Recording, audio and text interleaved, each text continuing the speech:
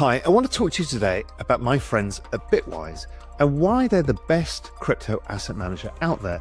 So many investors I know are working with Bitwise today. They've got more than 20 products to help investors get whatever access they need or want. They've got a team of more than 100 across the US and Europe. They have more than $10 billion in client assets. It's not just the products that show they're all in. They've even supported the ecosystem by donating 10% of their Bitcoin and Ethereum ETF profits to open source developers. And they were the first company to publish their Bitcoin ETF wallet address. Like I said, these guys are true OGs. So please go and check out Bitwise. They really are excellent. Go to bitwiseinvestments.com and see all they've got to offer.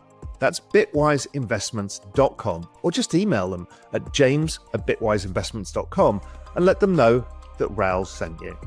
Anyway, there are a million ways to access crypto. Explore how you can access it best with Bitwise. And remember, carefully consider the extreme risks associated with crypto before investing. Anyway, thanks very much. Super AI. Everybody wants to know what's going on in AI. This has been the event to figure it out. You get to speak to the smartest people like you trying to figure this out, but also the people on stage. They're the experts. So we get all of that, all in one place, in Singapore. What more can you ask? It's a brilliant, brilliant event, and you'll come away with lots of new ideas and a better understanding of this incredible exponential world.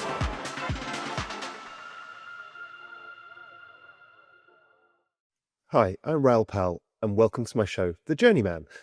As you know by now, it's my journey into the exploration of the nexus of macro, crypto, and the exponential age of technology. So I've been traveling a lot in the last few days, and I've actually come down with the flu. So I was supposed to be interviewing Andreas Steno Larsen myself, which I will do in a couple of weeks. Andreas is part of Realvision Pro, a good friend of mine, and a great business cycle analyst, strategist, and hedge fund manager. And I think you'll get a lot out of that conversation. But to tee you up with that, I wanted to show off some of Andreas's skills by what goes behind the pro tier when he gives his State of the Union every month. So this is a special for you to give you an insight into Andreas's thinking in how he looks at the world and how it fits in to the world that Julian Bittel and myself look into at Global Macro Investor. You see, we partner in the Realvision Pro tier to provide you this kind of holistic view of what's going on and the opportunities. Andreas tends to focus more on Europe, but he still uses the US as a backdrop. He's also very global. He's also multi-asset class, including crypto. So I think you'll get a lot out of this. And then in a couple of weeks' time, Andreas and I will sit down and chat further. And I think it'll give you another framework of understanding that you need to navigate these times. Enjoy. Join me, Raoul, as I go on a journey of discovery through the macro, crypto, and exponential age landscapes. In The Journeyman, I talk to the smartest people in the world so we can all become smarter together. Hi, everyone, and welcome to the State of the Union here at Realignment.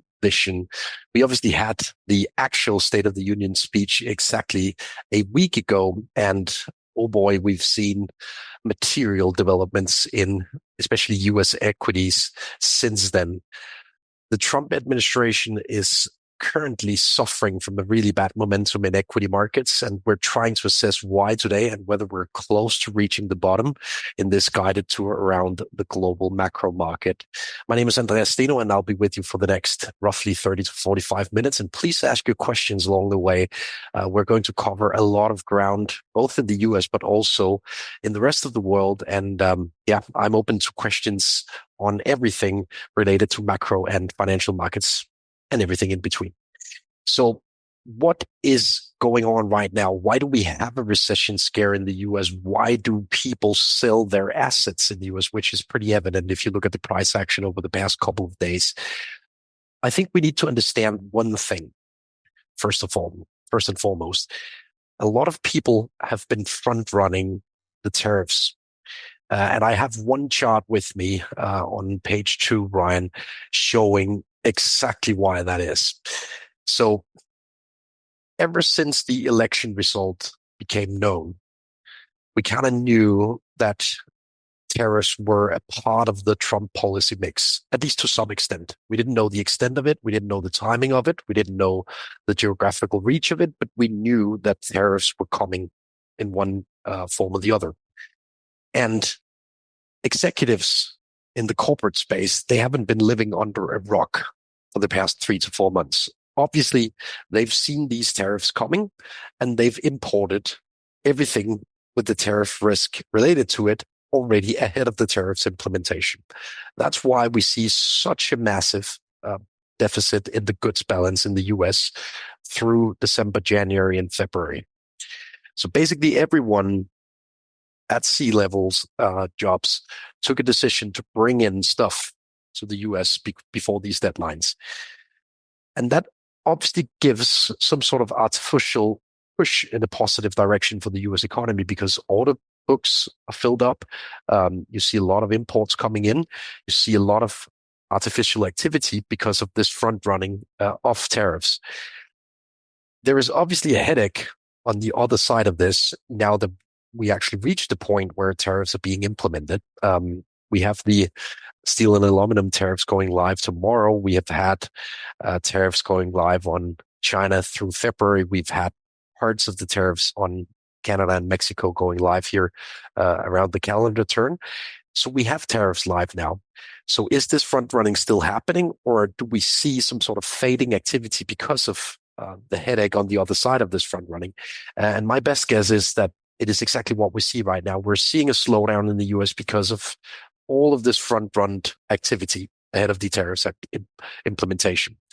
And a more timely gauge of that is to look at inventories of, for example, metals. And I have a chart on page 3 showing the changes in the inventory, for example, on gold. I could have shown copper, I could have shown steel, aluminum, etc., to kind of showcase the same trend.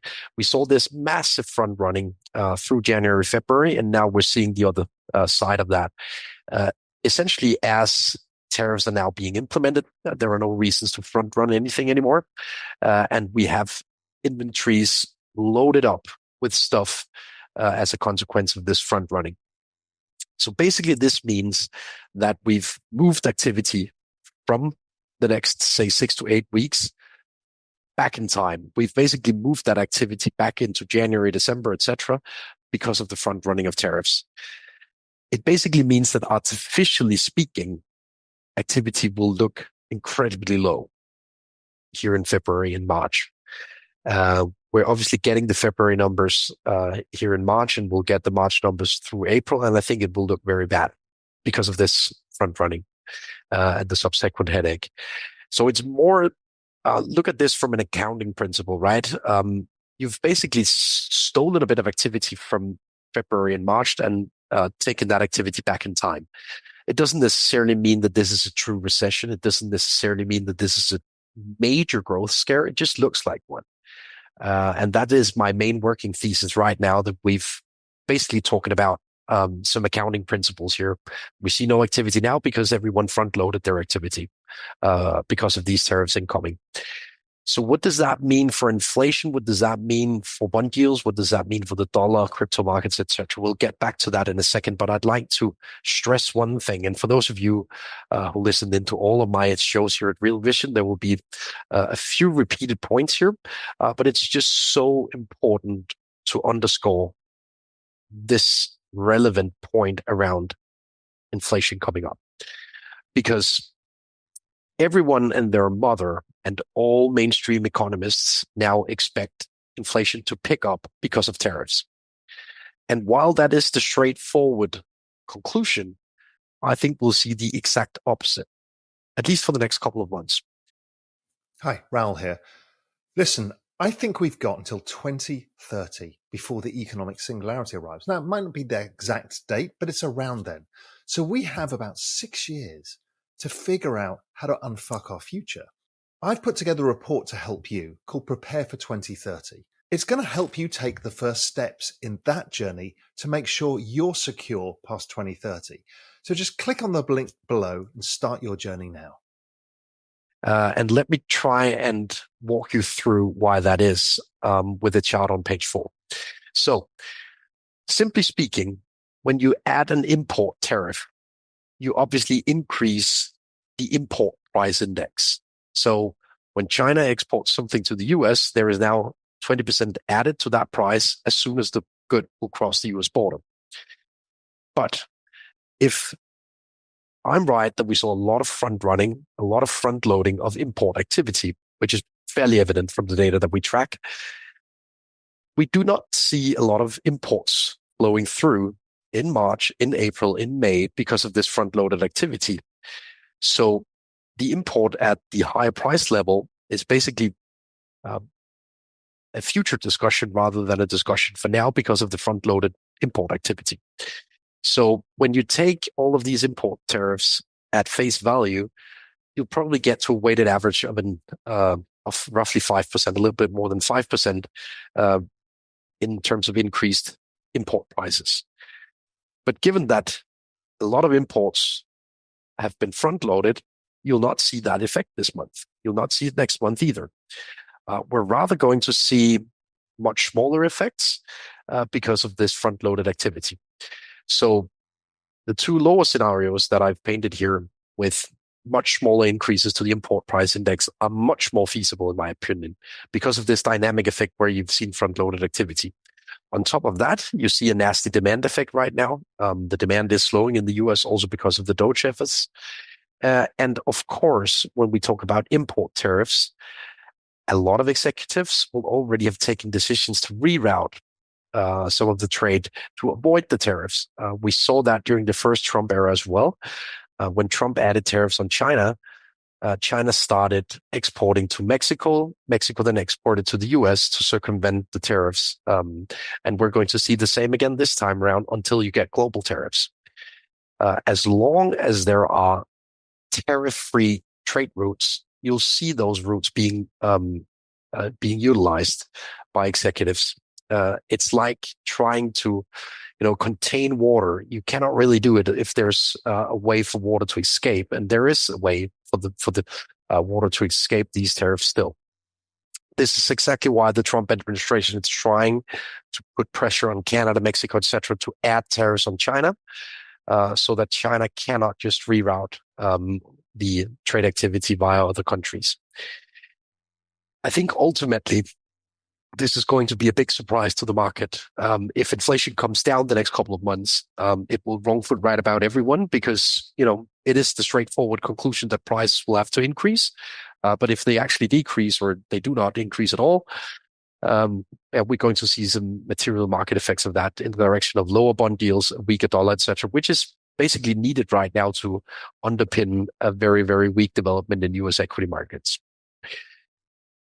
Typically, I start out this show with a sentiment check in equity markets and crypto markets for that matter.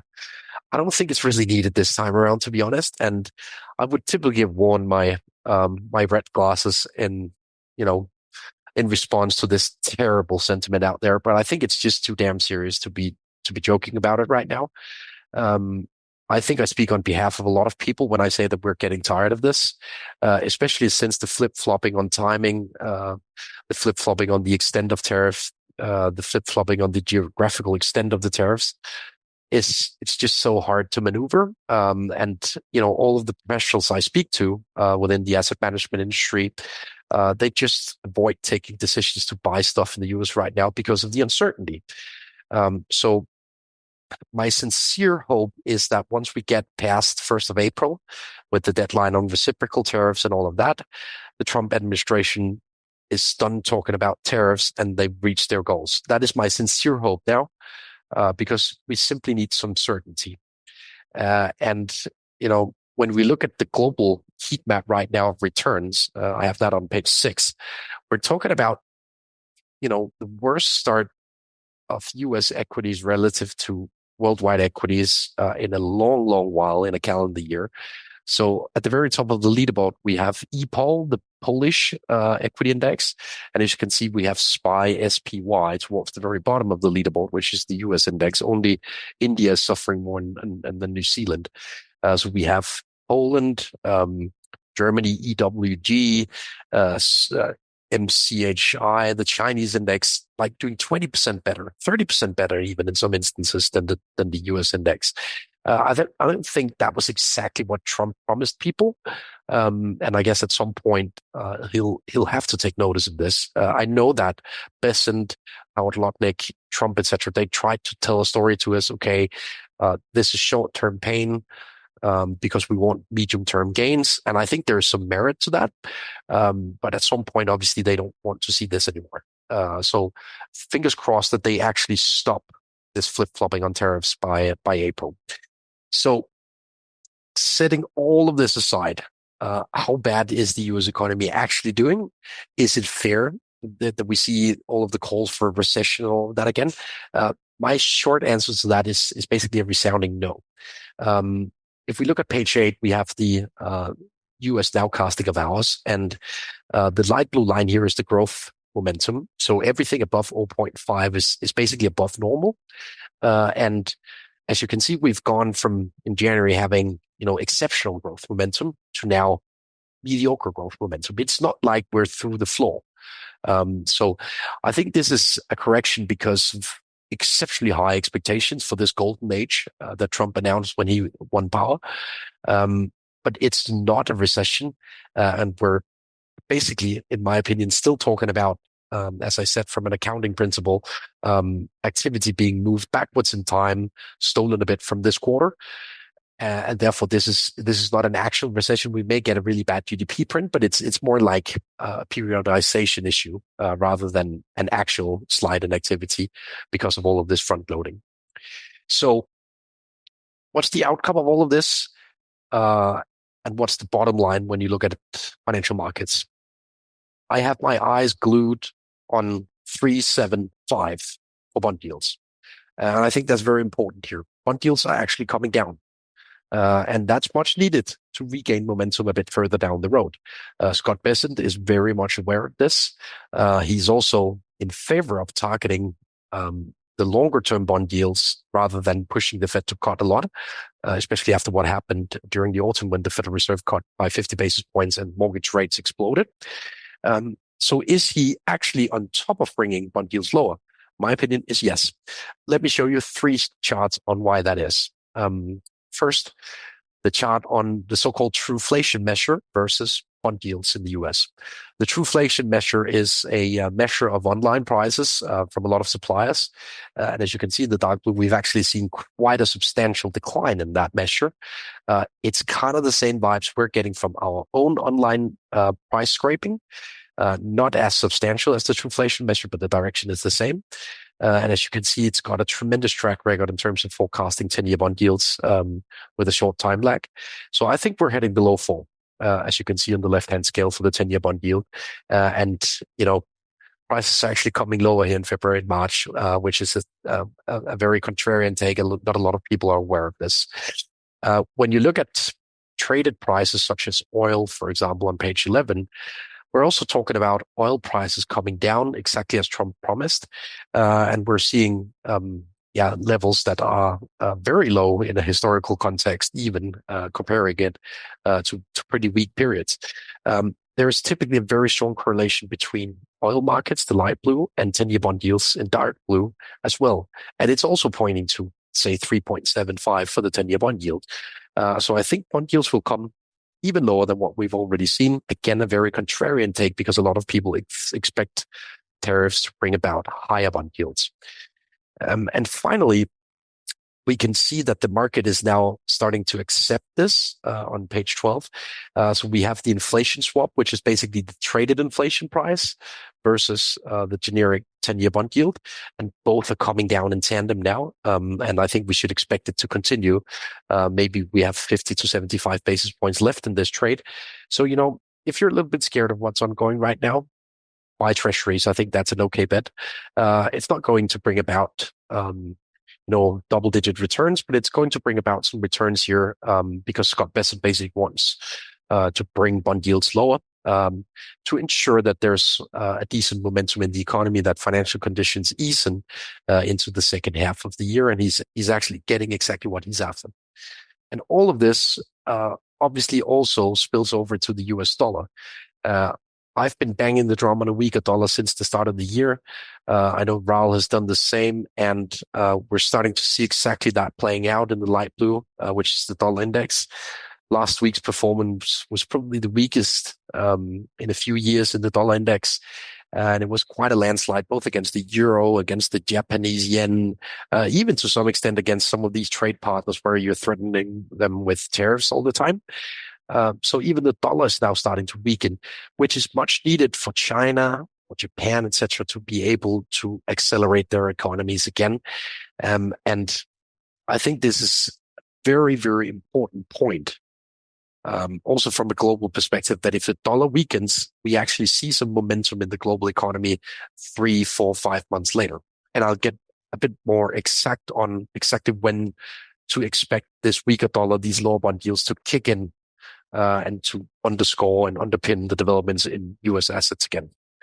But before we get to that, let me just briefly give you an update on dollar liquidity developments, because we know how important they are to crypto markets and to NASDAQ, etc. And I think 2 out of 3 agents that we track in terms of dollar liquidity developments are now adding liquidity. First of all, the US Treasury / Scott Bessent, they're adding liquidity now. That's why Scott is smiling here. And Scott is smiling because the TGA is going down. The TGS Treasury General Account, the amount of dollars that they hold idle at the Fed, and they're bringing this idle cash pool lower now because of the ultimate debt ceiling deadline on Friday. As soon as that deadline is in place, we'll see this plummet towards zero. A lot of liquidity will be added as a consequence, because private banks will be on the receiving end when Scott Bessent is not issuing, also bringing bond yields low alongside it. So thumbs up on Scott Bessent's liquidity adding strategy right now.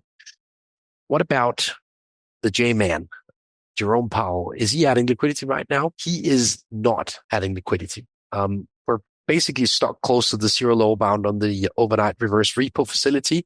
And the Federal Reserve will have to decide here in March whether to end QT. And I actually think that they will end QT because of what's ongoing with the TGA, because of what's ongoing with liquidity developments on other balance sheet items of the Federal Reserve. And that is probably what they can do to sugarcoat developments right here and right now. So we obviously have the meeting upcoming in a few weeks, and I think they'll end QT.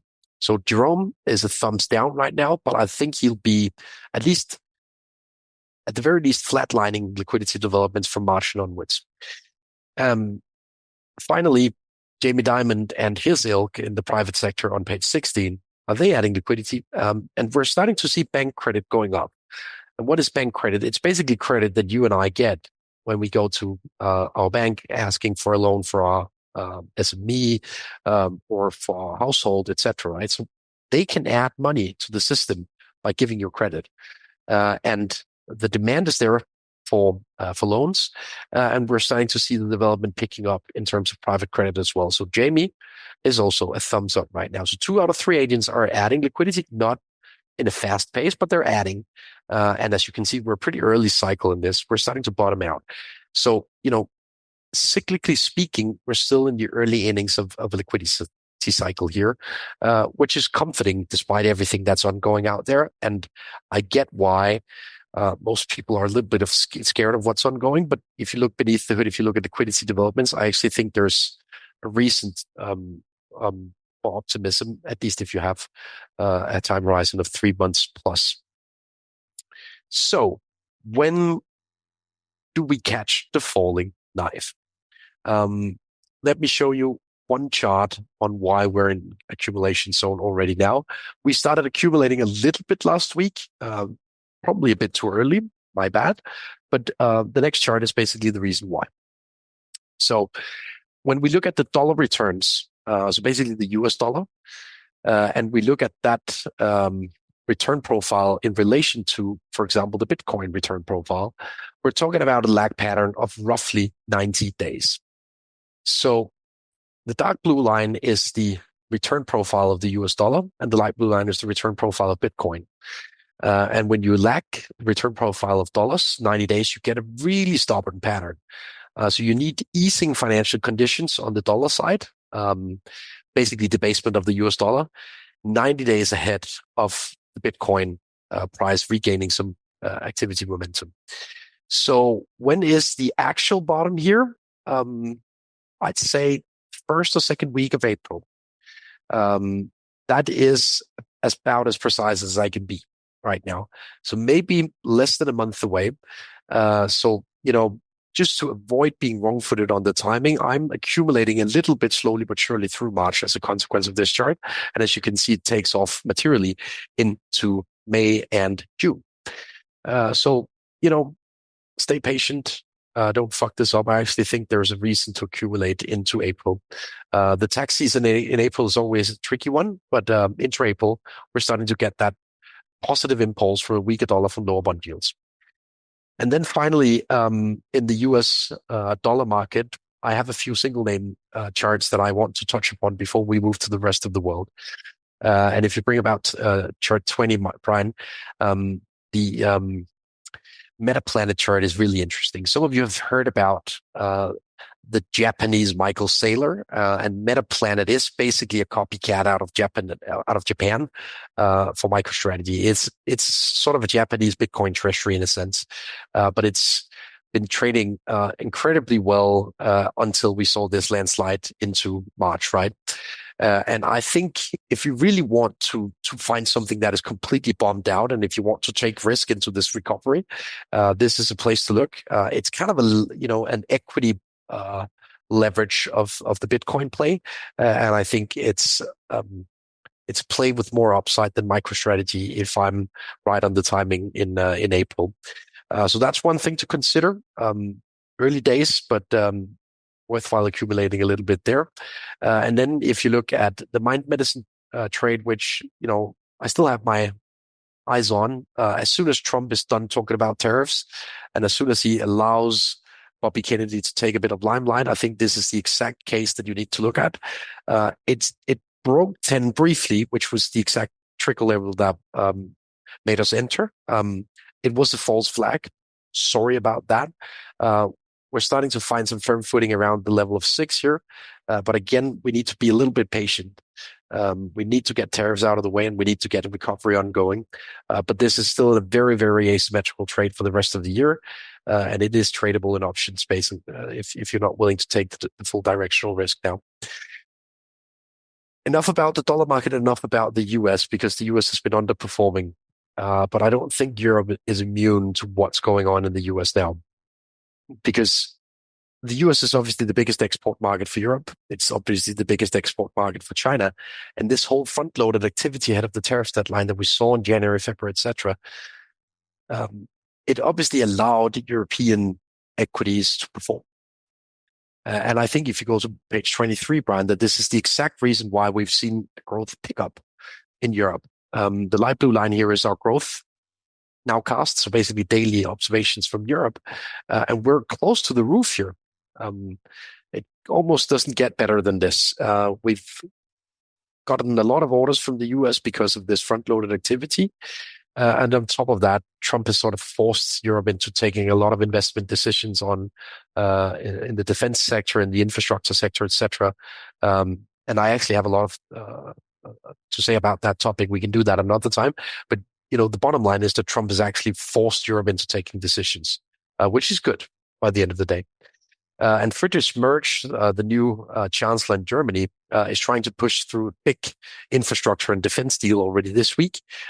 He met some obstacles early this week, but he's trying to get through those obstacles in parliament. And I think he will actually be able to do so, which is why Europe is still doing, on a relative basis, a little better than the US. But be aware that Europe is not immune to this slowdown, even if it's an artificial slowdown in the US economy, because Europe exports to the US. We've been talking a lot about this bank trade, and it's been doing tremendously well until the past few days, where we've seen some incredibly choppy trading, which is why we've exited. I don't think it is doing well when you adjust for the volatility anymore. We may decide to re-enter it because it looks so great technically. But right now, I'm a little bit skeptical around that trade because of what's ongoing in the volatility in the banking sector with tariffs and so on and so forth. But I'm still very upbeat on the defense bet in Europe, and that's what we have on page 26. I mentioned the German metals producer and also defense producer Rheinmetall last month, and it's been on an absolute tear since we hosted that State of the Union speech. As you can see here, it's basically the only go-to guy in town if Europe wants to buy stuff locally, more or less. You have a few Swedish names and a few Czech Republican names, but this is kind of the go-to guy. This one or ThyssenKrupp in Germany, if you want to buy defense locally. RHM equity, Rheinmetall in Germany, it's been doing very well, and yeah, it's still trading well. So those were the words on Europe. Let me do a few words on China before I get to all of the questions that are incoming. This is the key question on the screen right now. Will Mexico and Canada obey to what Trump's asking them to do?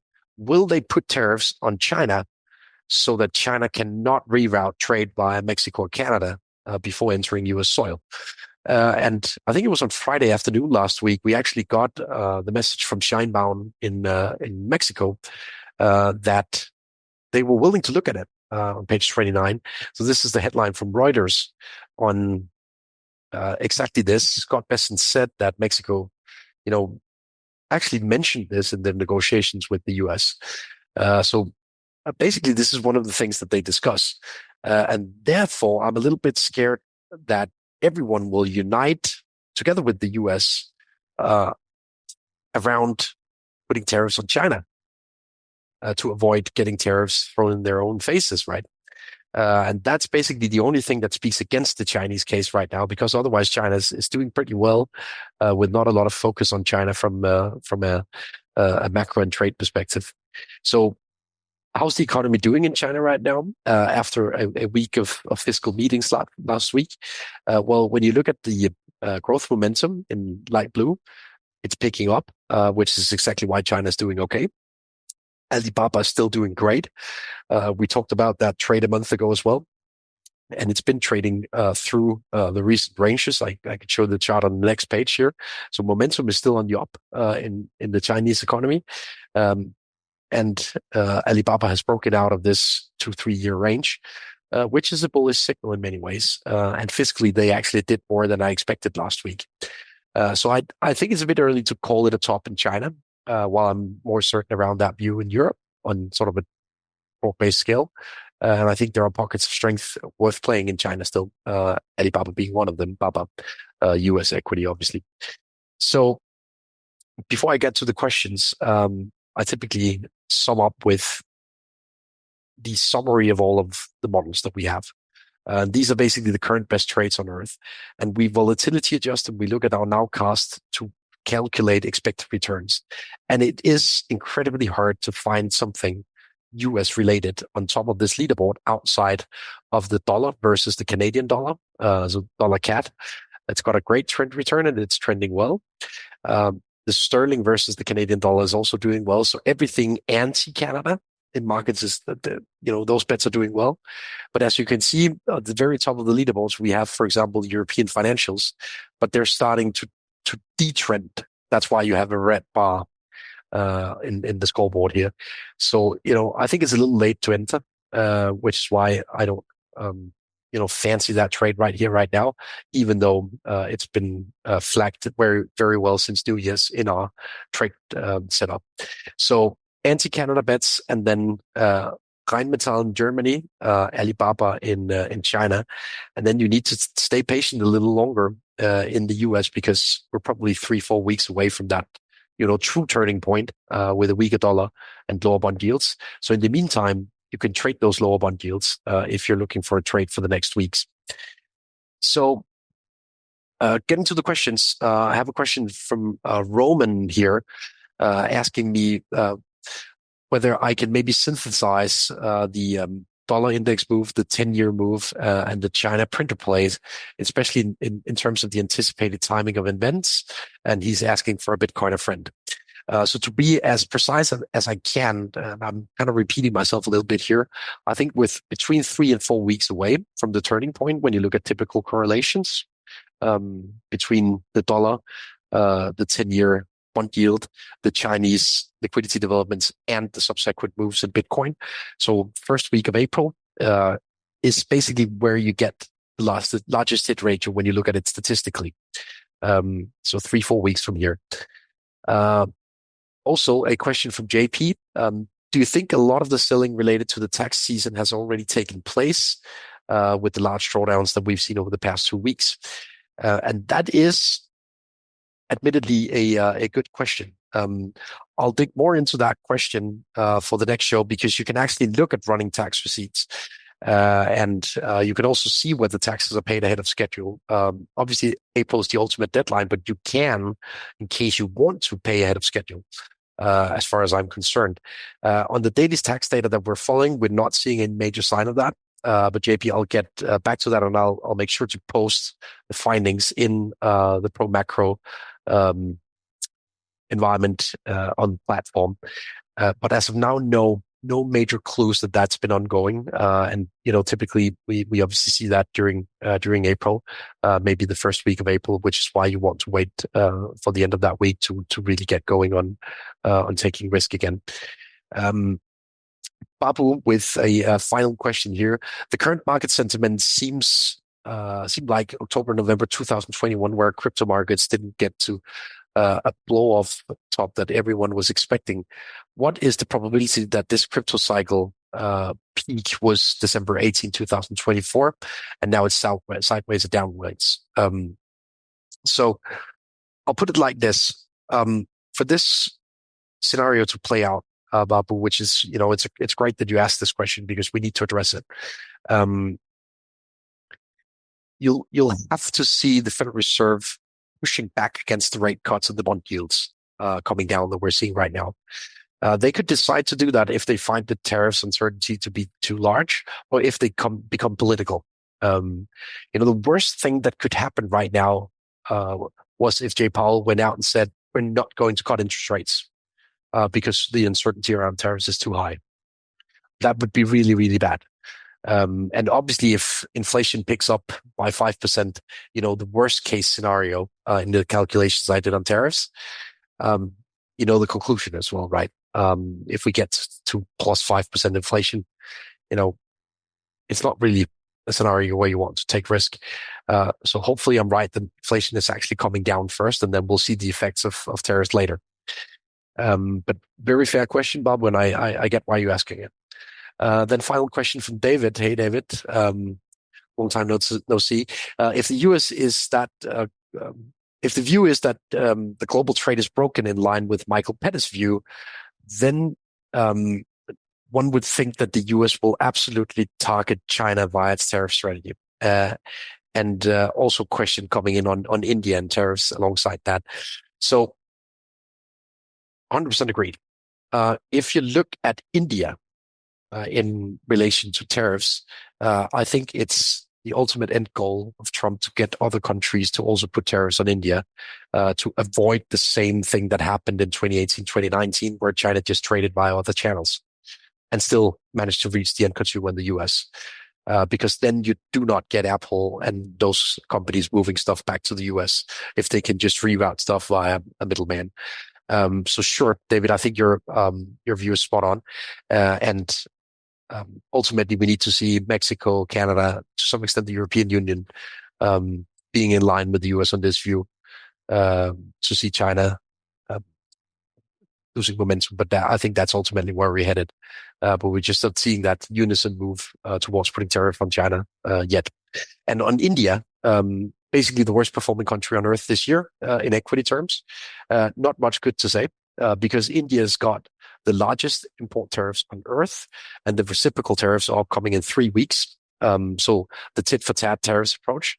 And unless India cut their tariffs towards the US level, they'll be faced with a lot of tariffs from the US, which is exactly why India is uninvestable right now. So I would stay out of India for the time being because of the risk of reciprocal tariffs. I think I will leave it at that for today. Thank you very much for all of the good questions. Remember that you can post all of your questions in the comments section. If you watch this after the live section, me and my team will make sure to answer all of them. So please just ask. I know that this has been a very tricky period. I know that we haven't gotten everything right through this period. We're doing our best to try and forecast Trump here. It's not an easy task, and the flip-flopping makes it less easy. But hopefully this reciprocal tariffs deadline in early April is something that we can look forward to as some sort of conclusion on this tariff debacle. Ultimately, the weak dollar and the lower bond yields will start to help the market and underpin the market from first or second week of April and fast forward into May and June. So I think there's still light at the end of the tunnel, but it's very tiring at the moment. And if any of you speak to Donald Trump, please tell him to quiet down. I'll leave it at that for this week. We'll be back in a month from now with the next State of the Union. I'm Andreas Steno. Thank you very much for watching. Okay, so you can get an idea of the depth of framework of analysis and understanding that Andreas and his team at Steno Research have and what they bring to Real Vision Pro. Real Vision Pro is that tier for those of you who really want to go up the curve from information to knowledge and into wisdom. It's where you get access to people like myself, Julian Bittel, Andreas, Mikkel, and his team at Steno Research to give you those insights, to ask the questions. How does this work? How are you thinking about that? You see, you get to ask us with AMAs about all the things on your mind. And again, we're there to help you. We're there to help you build that framework of understanding. And I hope you got something out of today. And I look forward to bringing Andreas on for a proper chat when I'm feeling a bit better. Okay, see you next time. Super AI. Everybody wants to know what's going on in AI. This has been the event to figure it out. You get to speak to the smartest people like you trying to figure this out, but also the people on stage. They're the experts. So we get all of that all in one place in Singapore. What more can you ask? It's a brilliant, brilliant event, and you'll come away with lots of new ideas and a better understanding of this incredible exponential world.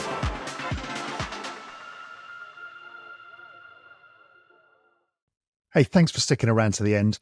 Look, if you enjoyed it, hit the subscribe button and check out the video here on the right-hand side. I'm sure you'll enjoy that one as well. And if you're ready for more, go to realvision.com/join. I'll see you there.